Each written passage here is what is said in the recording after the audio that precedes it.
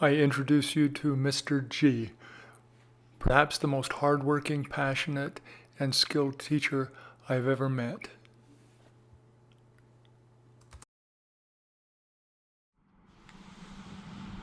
Okay, are you ready to answer the three dream questions, Richard? I am ready. Okay, well, the first question is, what are your hopes and your dreams? My hopes and dreams. I guess when I was a kid, my hopes and dreams were that in heaven I'd be able to play basketball. That's what it was. Can I when can I play basketball? It definitely wasn't school, and going to school wasn't my favorite thing, and so it was just hanging, playing basketball. As I got older, I think it was, can I get into college? Maybe get a job sometime, and that wasn't. I don't know. I didn't prepare like I should have, and that was my own fault. But I think that's being able to support my family was a big dream of mine, particularly when I didn't do real well in school. So in 7th grade, I got 4 F's, 2 D's, and a C. I failed first grade. Who fails first grade? You're looking at it right here. And really struggled in school, but I was dreaming that I would be able to have a job and support a family as a young kid. What was I going to do? And I was thinking about those things, which was probably kind of abnormal. Maybe it was because all my friends did really well in school and I just stunk it up terribly. So your dreams have kind of evolved from that time when you were failing in elementary school, and you were still thinking about 10 years, 20, 15 years from then. Yeah, I was. And it was very troublesome. It was, it weighed upon me, on my shoulders. It was tough. Where do you think the dreams about supporting a family came from? Is that I think it's from just your religious tradition? Yeah, the religious tradition. I'm LDS, and so family's really big, and I think that was part of it. And we're always taught to do well in school, and I couldn't figure it out in school, so I think that was maybe something there. So right now, what are your dreams? Well, one reason why I've taught is because I feel like I got ripped off when I was a kid. And I did have one guy. He was huge. I remember this teacher. I'd love to give him a hug and thank him now, but he kind of went out on a limb and helped me.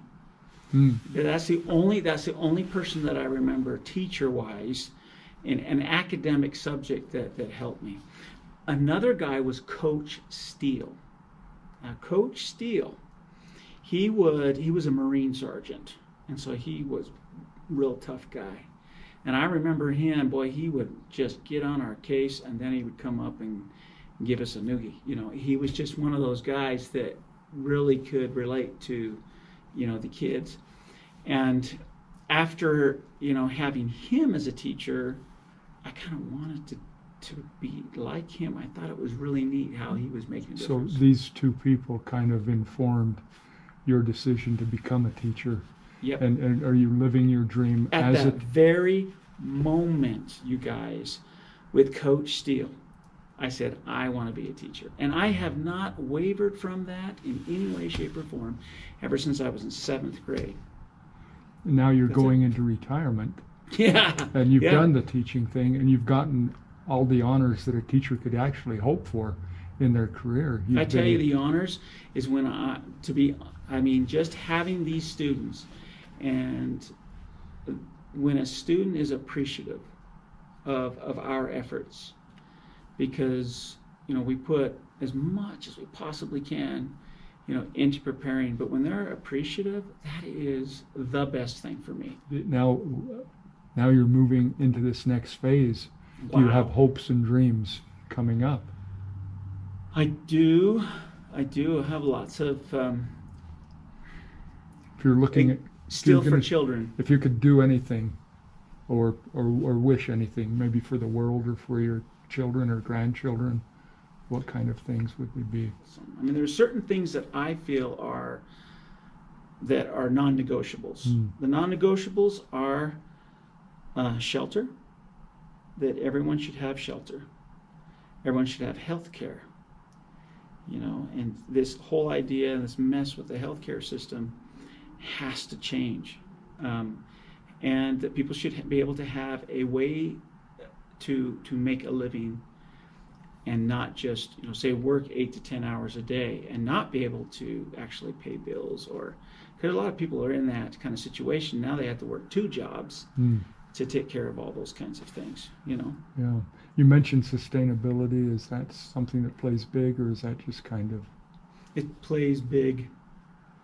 Yeah, and for me, I like to think that we're all maybe doing a little bit, you know, but I think we're to the point now where we kind of have to pick up the pace a little bit. We've been baby stepping somewhat. So if you're talking about kids again, if you had someone tell you something when you first got married, or when you graduated from high school, or if you're talking to someone who's just stepping into the world, maybe even an adolescent, the kids that we teach, and you could give them a couple of words of advice or counsel, what would you want them to know?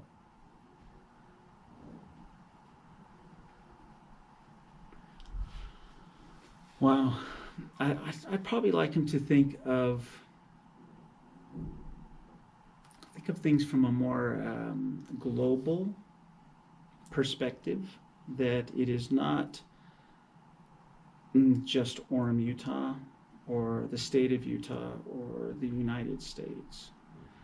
You know, it's a global adventure, and so we live in a very fragile system, a very fragile planet, and that to learn as much as you can that would help make Earth our only home, right? It's not like we could, you know, planet jump.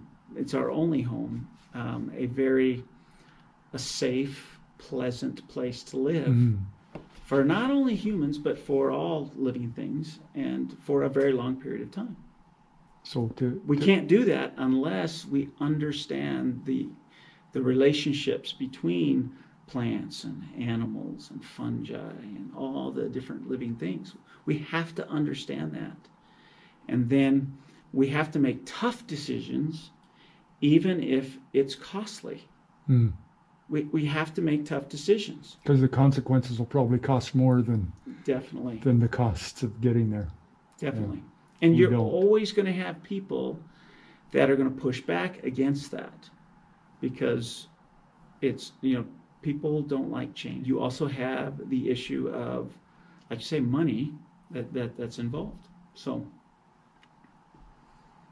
any parting words of wisdom for the generations to come? Oh my gosh, what a challenge! I would say, be kind. Be kind. You know, it's one of those things where I see it every day. I see kindness every single day, you know, in class.